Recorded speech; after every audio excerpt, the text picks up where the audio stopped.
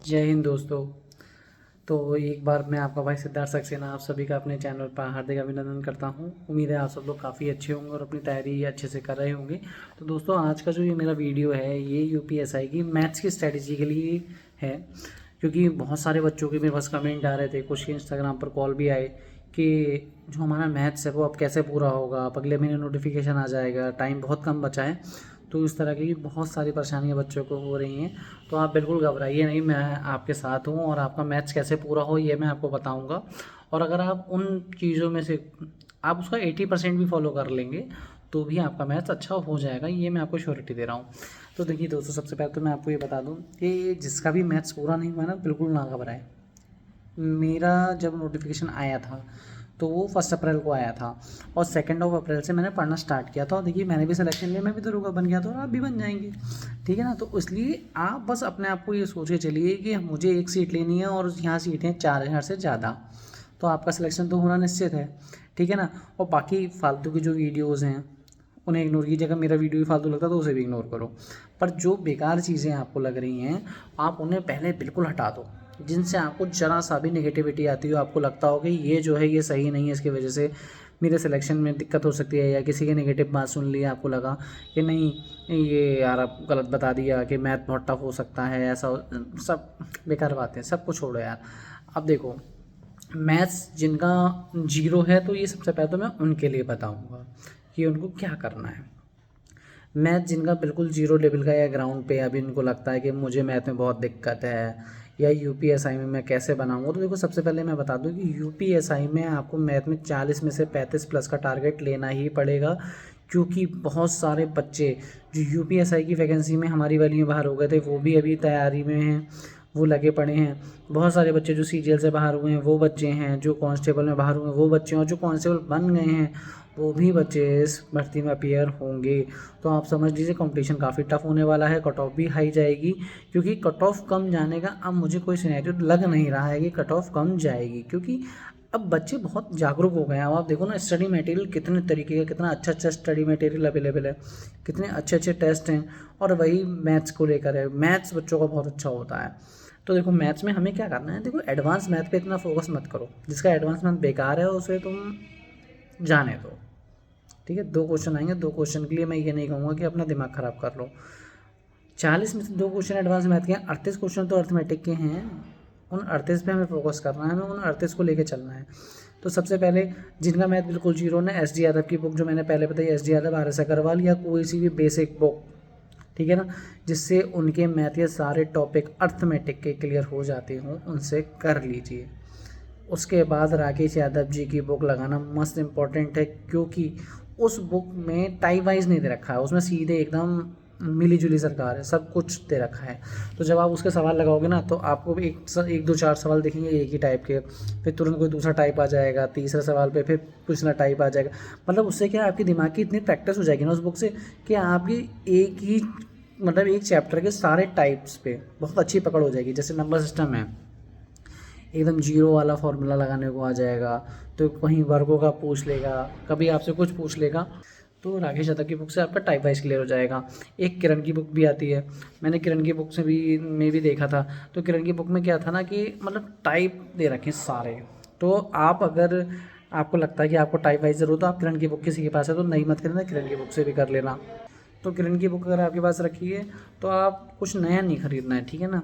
हाँ, आपको advance level के सवाल जरूर कर लेने हैं। जैसे नंबर सिस्टम का एक टॉपिक आता है अर्थमेटिक प्रोग्रेशन, एपीजीपी जो हम बोलते हैं, तो वो आपको ज़रूर करना है।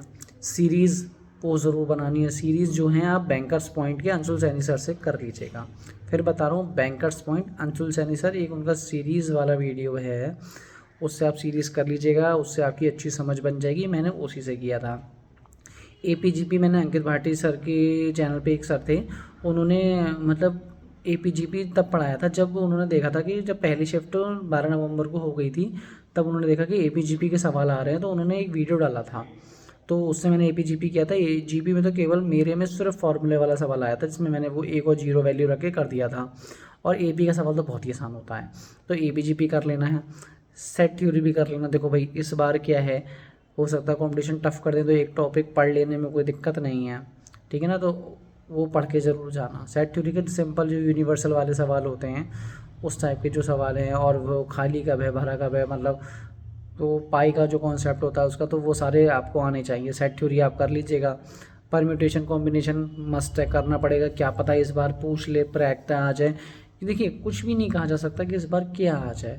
अगर मान लीजिए आप उतने नसीब वाले हो कि पहले दिन की पहली शिफ्ट में आपका पेपर हो जाए और फिर आपको पता लगता है कि अरे नहीं यार इसमें परम्यूटेशन कॉम्बिनेशन आ गया, अरे यार 2 घंटे एक्स्ट्रा निकाल लो पर एक टॉपिक छोड़ के कुछ मत जाओ। मुझे पता था कि शायद, मुझे लगा था शायद हमारी वाली शिफ्ट में नहीं आने वाला है, ठीक है, मेरा 27 नवंबर को थर्ड शिफ्ट में था, पर फिर भी मैं permutation combination, set theory, machine input output सब पढ़ कर गया था। अपनी तैयारी पूरी रखो, वहाँ पूछे ना पूछे वो अलग की बात है। अरे पूछा नहीं सर बेकार हो जाएगा सर, अरे अब वहाँ पूछ के फिर क्या करोगे। तो इसलिए आपको वो करना ही करना है। तो जिसका मैथ बिल्कुल ज़ीरो है तो एस जी यादव लगानी, उसका राकेश यादव से प्रैक्टिस बहुत ज़रूरी है। टेक्स्ट बुक का सब्सक्रिप्शन ले लीजिए, मेरा कोई कोड वोड नहीं है, ना ही मैं ऐसा कुछ करता हूँ, जाओ यार सीधे खरीदो, कोई इतना भारी डिस्काउंट नहीं मिलता। एक टेक्स्ट बुक का टेस्ट बुक खरीदो और उसमें क्या कहते हैं सेक्शनल टेस्ट लगाओ, टॉपिक वाइज टेस्ट भी लगाओ, सेक्शनल भी लगाओ, और अभी से लगाओ। और मैथ के 50 सवाल डेली करने ही करने हैं। अगर आपका मैथ ज़ीरो है या वीक है तो 50 सवाल डेली करने हैं। और कुछ लोगों का मैथ प्रो लेवल का है तो कुछ लोगों का मैथ अगर प्रो लेवल का है तो उनके लिए बस मैं ये कहूँगा कि वो 50 सवाल अपने डेली वो भी करें, साथ में प्रैक्टिस करें, और एडवांस लेवल के जो सवाल होते हैं उनको करने की कोशिश करें। अगर नहीं हो रहे तो कोई दिक्कत नहीं है, बट अगर हो जाते तो उससे आपको क्या लगेगा कि यार मेरा मैथ बहुत अच्छा है, आपके अंदर एक अलग एनर्जी आएगी, आपके अंदर कॉन्फिडेंस बिल्ड होगा। और अपने साथियों से ये सवाल ज़रूर हल करें। जैसे आपका आज एक कोई ग्रुप बना लें व्हाट्सएप पर, कॉमन या किसी कॉमन ग्रुप में जुड़ जाएँ, और उसमें जिसके जो मैथ के सवाल ना हों वो उससे कहें लाओ मैं सॉल्व करके दूंगा। उससे क्या है, अगर आपने उसे सॉल्व कर दिया उन सवालों को तो एक तो आपको कॉन्फिडेंस बिल्ड होता है, दूसरा आपको ये पता चल जाता है कि आपको टॉपिक की कितनी समझ हो गई है। तो टॉपिक की समझ होना बहुत ज़रूरी है। तो अगर आपको अपनी मैथ्स अच्छी करनी है तो आप एस यादव फॉलो कर सकते हैं, आर एस अग्रवाल भी फॉलो कर सकते हैं, या जो भी बेसिक हो उसका राकेश यादव सर की बुक लगाना मस्ट इम्पॉर्टेंट है। टेक्स्ट बुक के टेस्ट दीजिए और प्रीवियस ईयर ज़रूर लगाइएगा, और कैलकुलेशन बहुत अच्छी होनी चाहिए आपकी, क्योंकि पॉइंटों में 5-5 4-4 अंक तक कैलकुलेशन करने को आती है। मेरे में आया था, आपको बता रहा हूँ। और डी आई के मेरे में 5 से 6 सवाल आए थे। तो अगर आपका अर्थमेटिक आप पूरा कर लेंगे ना तो आपको डी अलग से सीखने की ज़रूरत नहीं पड़ेगी। बस डी में आपको इतना पता होना चाहिए किस तरीके के चार्ट्स होते हैं और उसमें डेटा कैसे लगा होता है। मेन काम डी में यही है कि हमें डेटा निकालना आना चाहिए, बाकी तो सब उसमें हो जाता है। बाकी सिंपल होता है बिल्कुल, जैसे आपके और टॉपिक्स होते हैं बिल्कुल वैसे ही होगा। अर्थमेटिक में क्या है कि अगर आप अर्थमेटिक पूरा कर लेंगे तो आप समझ लीजिए आपने डी भी कर लिया। बस आपको चार्ट्स की समझ हो जाएगी, वो मैं आपको दिखा दूंगा आगे अगली वीडियो में कि चार्ट्स कैसे होते हैं, किस तरीके से उसका डेटा निकाला जाता है। बाकी आप बिल्कुल निश्चिंत रहिए, अर्थमेटिक पूरा कीजिए, आपका मैथ अच्छा हो जाएगा। क्योंकि सबसे पहले आप मैथ्स को टाइम दिए और आज से ही दीजिए। 1 महीने की आप स्ट्रेटेजी फॉलो कीजिए, 1 महीने तक 50 सवाल डेली लगाना है, यानी 1 महीने में आप लगा देंगे 1500 सवाल, और एक टॉपिक में हद में हद होते होंगे 150 सवाल, ठीक है ना। तो अगर आपने वो लगा दी तो 10 टॉपिक आपके पूरे हो जाएंगे। तो आप सोच के देखिएगा आपकी तैयारी किस लेवल की हो जाएगी एग्ज़ाम तक जाते जाते। और इस बार खुद को टाइम दो, 4200 ग्रेड पे की जॉब है, 8th पे कमीशन लगने वाला है, सैलरी भी बहुत अच्छी होगी। तो ज़रा सोचो इस बारे में, ठीक है ना। बाकी किसी को कोई दिक्कत हो तो फिर मुझे कमेंट करके बताएं, मैं आपको उन चीज़ों के बारे में बताऊँगा। और इस वीडियो में मैं कुछ भूल गया हूँ या कुछ बताने से रह गया हो तो मुझे सजेशन दे सकते हैं आप लोग, मैं नेक्स्ट वीडियो में उसको कवर कर लूँगा। तब तक के लिए जय हिंद दोस्तों, मिलते हैं मेरे अगले वीडियो में।